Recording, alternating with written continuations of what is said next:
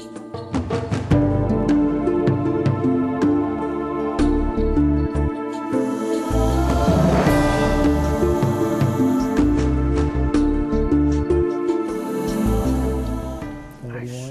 going on.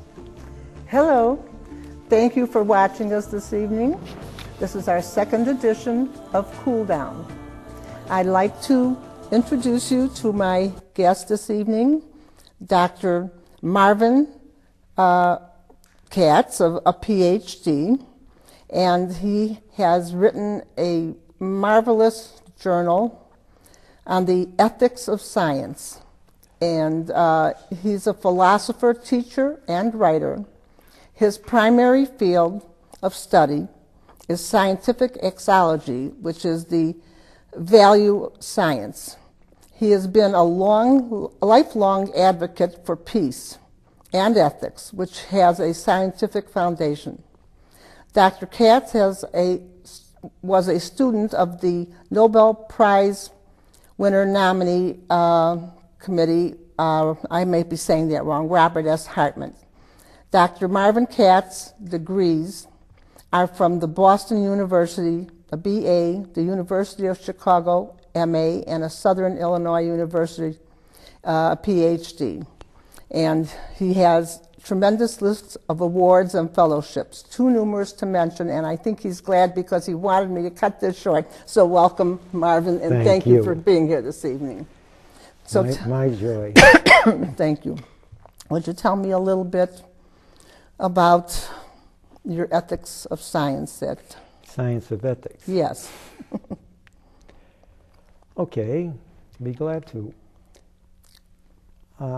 I studied under Robert S. Hartman, who you can look up on Wikipedia, and he carried the field of values out of moral philosophy into a science called formal axiology.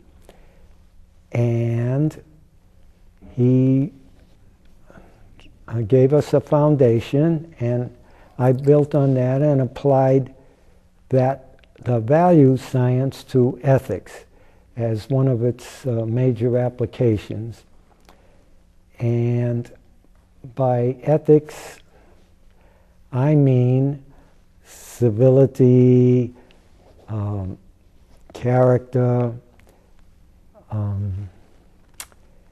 I mean being decent to one another. It isn't the conventional meaning that you have in traditional philosophy. In this is a science of how we can be true to our true selves, how we can live up to our highest ideals, the techniques and methods and the reason why we should and so forth, how we can avoid committing ethical fallacies. The science has its models, its technicalities, and its math, which is usually, if you bring that up, most people run in the other direction because be one of them, they're afraid of math. So I won't bring that up. I won't burden you with it. But I could say that when it's applied to social relations, it advocates that we be peaceful and attain serenity and not be abusive to each other and find common ground and support each other in general. And one of its bottom line findings is that we individually do better if we all do better. So is it your feeling then that on a day-to-day basis we need to find a way to forgive each other for whatever acts? Oh, sure. How do you see it applying in any way to the war and terrorism, the people out there? How can they be taught? Are they able to be taught? That's a good question. Well, terrorism is a tactic, and I found historically that it's used to drive an occupier, invader out of your country. If a foreign power occupied our country, the USA, wouldn't there be an insurgency here, and wouldn't it grow until nearly everybody had a part in it? It would certainly seem so. Yes, well, so it's only natural that where an empire goes in and occupies a place, that the people there feeling nationalism, feeling autonomy, they want to run their own lives, they want to drive the invader out. So we hear talk about victory in Iraq. We hear a lot about staying there until there's a victory, but what is victory? They don't bother to define it. Those who bring it up, they say, "Oh, we'll stay until the place is stable, until there's security there." Or do it our way. Well, basically. What they don't realize is that it won't be stable as long as we're there. That to them, to the people who live there, we're the bad guys for the most part. We can't see ourselves as the bad guys. We always believe we're the good guys. Mm-hmm. So we can't see how other people that live on this planet might interpret our behavior and see us as aggressors rather than as the people who come to help. Mm-hmm. We always think of ourselves as totally benevolent, you know. How would you go about, if I were to say to you, how would you go about affecting the people in the government, the powers that be who make decisions? Is there... Well, I notice on your website, Marion, that you give a plug to Dennis Kucinich and his efforts to set up a Department of Peace. That's true. And I feel that if we care about peace, if we don't like war, we should support the Peace Alliance, who is trying to get that legislation passed, which would set up such a department. And at first, its main function would be to teach conflict resolution in the schools, how if there's a bullying or a spat, how the students can cope with it. And it will also work in homes against spousal abuse, and it will have mediators ready for disputes, and eventually, as it gains a foothold, it will deal with overseas matters and suggest techniques for how to solve conflicts between nations. But I feel a peace department would be a big step in the right direction. What we need to buy peace insurance. That's a phrase I use. And one way is to contribute money to a cause like that, or to go to the website of the Peace Alliance and see what you can do by way of volunteering to support balancing our government. We have a War Department, which euphemistically calls itself the Defense Department. And why shouldn't we have a Peace Department to balance that off? Good question. And we have arms races in the world. Why don't we have a peace race? I don't understand it. It's time. Well, to have a peace race. And that would mean that the U.S. approaches other countries and says to them, let's set up mutual non-aggression pacts so that you don't have to fear us and we don't have to fear you. And let's find out what the strong points of your nation and your culture are, and let's use those to build on so that we learn from you and you learn from us. But we don't seem to have that attitude. So that would be an improvement. That's interesting because, as you know, you mentioned my website. I'm the founder of Universal Dream of Peace. And my mission, the reason I started this show, was to cool down anger, prejudice, and global warming. Great. And again, in the beginning, we were given the laws by God, for those who believe in God, and it says in Bereshit to be kind to each other, to be truthful, to take care of our water, the air, the sea, whatever, anything that walks, swims, crawls, flies, or breathes. And that, and many people have said to me, your agenda is way too broad. And I say, well, but that's what we were told to do. And many of us are beginning to get it. But at the speed that things are happening today around, with all the technological advancements, it seems to me with technology, it could be a tool, a tremendous tool, if we can get a teaching program to work with the schools, to work with the parents, to work with the children, and maybe then we have a hope, and a real hope.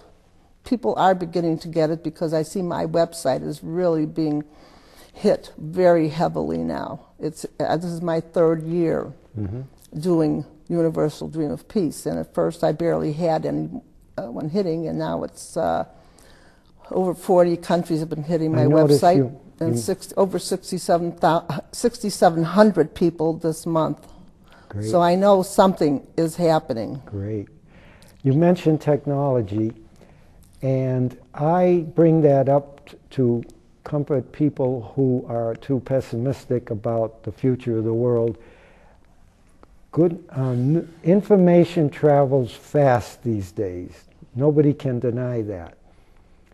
And so why couldn't good quality information about redemptive things, such as the projects you mentioned that you're dedicated to, why couldn't news about that travel fast also? Right. And I believe it will. And when the science of ethics gets together with someone who knows how to program video games, that party will create a game in which the hero solves ethical problems, and all the video game young people, the fans of video games, will learn very rapidly that way, because that is an efficient way to educate. That's very interesting, because most of the parents trying to get their children not to do the video games, what are they? Violence. They're violent. But by the same token, you could have them programmed so that they teach nonviolence. Have you ever looked into doing something like that? No, I haven't gone very far with it, but it's out there if someone wants to pick it up and run with it. Okay, maybe you'll have encouraged somebody out there in the audience tonight that will Yes, they can get in touch with you, and you can link me up with them. That's the beauty of technology. And interesting. You asked me before, why do I have this thing laying on the table? That's a peace pipe of the Native American. Yes. Very symbolic. To me, it's very symbolic, because the Indian people Indian people actually, East Indian, and also the Native American Indian, have always been highly spiritual, connected to God and the spirit, whatever they want to call it. Force. And everything on this peace pipe is from nature. Nothing is wasted. And I wish so that that our people around the world would start to think in that manner. Conserve natural and human resources. Yeah, and the kindness to respect the elders and to help the elders and to be kind to the children and just to be a village, as Hillary put it, because that's the kind of thinking I think you're saying. Yes, I think having a science in that area will make it happen faster, because people, well, for one thing, they respect established science. So this needs to get established. It's already, there are consultants in many cities who operate on some of the applications, such as to businesses to get people in a team to be compatible with one another. Mm-hmm. There's money in that, so that's the first application. But I think someday the science of ethics will be applied to our justice system, and judges will learn about it in law school, and you'll have more creative sentencing, and someday it will be applied in psychology, and it will make therapy more efficient, so that the therapist and the patient will find just the right therapy for that patient. They'll custom make it and tailor make it. And ethics has lots of useful applications, but especially to education and to coaching and life training. Okay, we have just a few more minutes to go, and I really want to ask you, what does peace mean to you, and what's holding it back?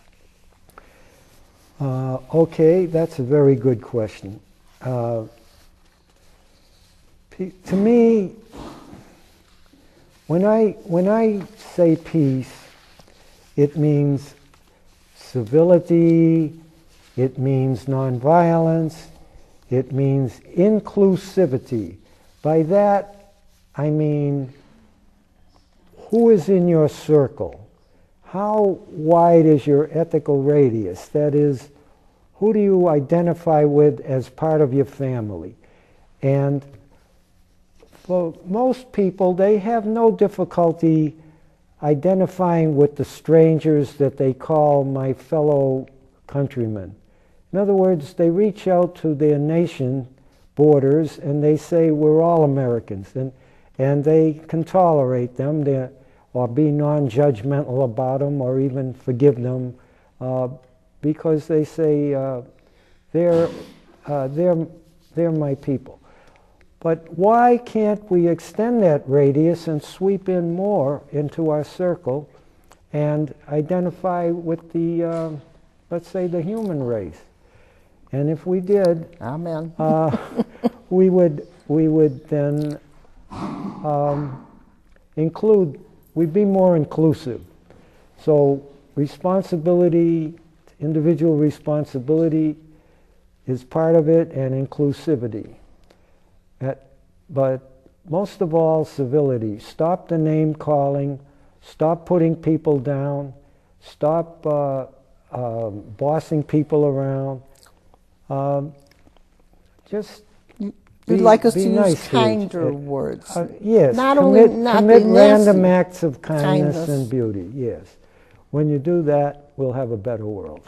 Yes, and Goldie Hawn really does advocate that very strongly, and she has a website too for that. Oh, I have to look it up. I think it's kindwordscanheal.com. Oh, Kind Words Can Heal. Well, you see, she is applying what the science points to, and so we might say that's the engineering aspect of it. That just as physical science has its engineers who are the technologists, ethical science has its appliers, such as people who set up websites like that. Mm-hmm. Anything on self-improvement, on how to bridge the gap between the ideal and the actual, that's applied ethics. Well, it's here we are sitting and talking about all these wonderful high ideals. Mm-hmm. And I just would like to, what do you say to somebody who says to you, yes, you're right, but who's going to listen to you? The terrorists aren't going to listen to you. Yes, I've heard that before. And I just, sort of say, well, we put a lot of prayer groups out, and if the energy does go out, and we pray that the energy is reaching the negative people. The critics tell me, Marion, that I'm preaching to the choir. Yeah. And I say, maybe the choir needs to learn a few points too. Mm-hmm. And also, so, in other words, let's strengthen ourselves. When we're better mobilized, we'll be more of a creative force for good. So let's work on ourselves and make sure we're setting a good example. So that's not so bad to preach to the choir. But eventually, we will reach the terrorists. The more we grow as in respectability as a peace mobilization. I would say start with your own family, then your block, then your township, then your state, your nation. If we can achieve peace in the family, we can achieve it in a wider circle. Whoever is most responsible provides leadership for the others. So express mutual aid, respect for each other, and non-abuse. Instead of pointing out what's wrong with someone else, build them up. Compliment them on their strengths and good features. Demonstrate that your family can be nonviolent and that any disagreements can be peacefully resolved without recriminations, nor anyone feeling bossed or ordered around. Show loving kindness for each other and let the peace radiate outward from there. Well, how do you, let's say you have children, and the children are getting into an argument, and you want to put some kind words out instead of stopping them and yelling, what do you mean, and pulling them apart in a very aggressive manner. And I think that's probably, for certain circumstances, very difficult for people to learn. And that is a learned behavior. For some people, it is very difficult. And I know as a young woman, I would have been one of those people that would yell, and my kids would say, Mom, cut it out. We know that society is making progress when people have to get a license to raise children, as they get a license to drive a car. And part of that, getting the license, would be getting trained by the best child psychologists in how to handle things like this. It varies according to individual circumstances, but I would say if you start early with the children and show them that you're peaceful, they'll pick that up, and they'll be less likely to argue in the first place. But let's say they do get into an argument, you can gently remind them that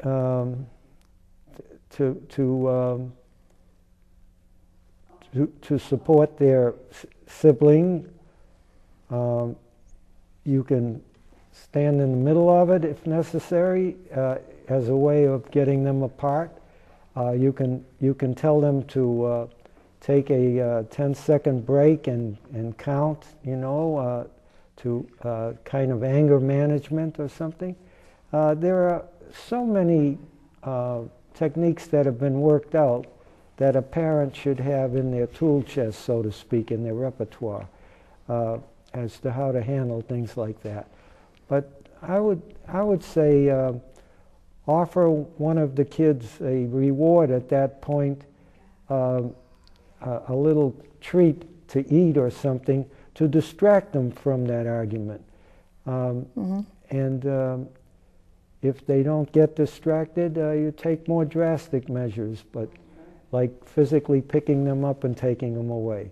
But you don't have to yell at them. No, that's an admission of defeat and failure. That's very true. Yeah. I like watching the program that they have on now with the nanny who's teaching some of these values that you're talking about. Really? And getting the parents to teach the children in a very organized and kindly way. And it amazes me to see what a rapid change there can be if they just keep doing the same thing till they get it.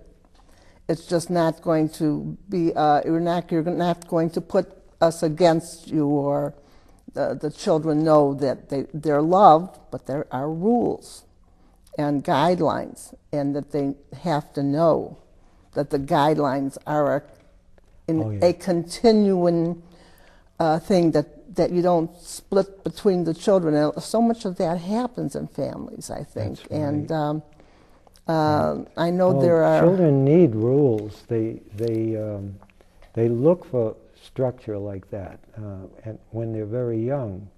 And today we have so many single parents. Today single parents there's so many. In a way, it's good. There's only one person controlling or teaching the child, but on the other hand, it's a tremendous, difficult journey, probably financially, and being able to have someone to help the children. And I think that's a vast problem. Oh, it is a problem, but we have to make the best of it. And I think that too is an index of a society. The best culture will have more adults in the family, and the cultures that don't will rate lower. Someday there'll be a rating that everybody will look at, and that's an index that the society has a lot to learn. Well, I've been given the fingers. Our time is up, you mean? It's close to that time, and we have so much to cover. I know it's always time. It's like if you bring up the subject of God, you could go on forever, and yet you have to stop somewhere, don't you?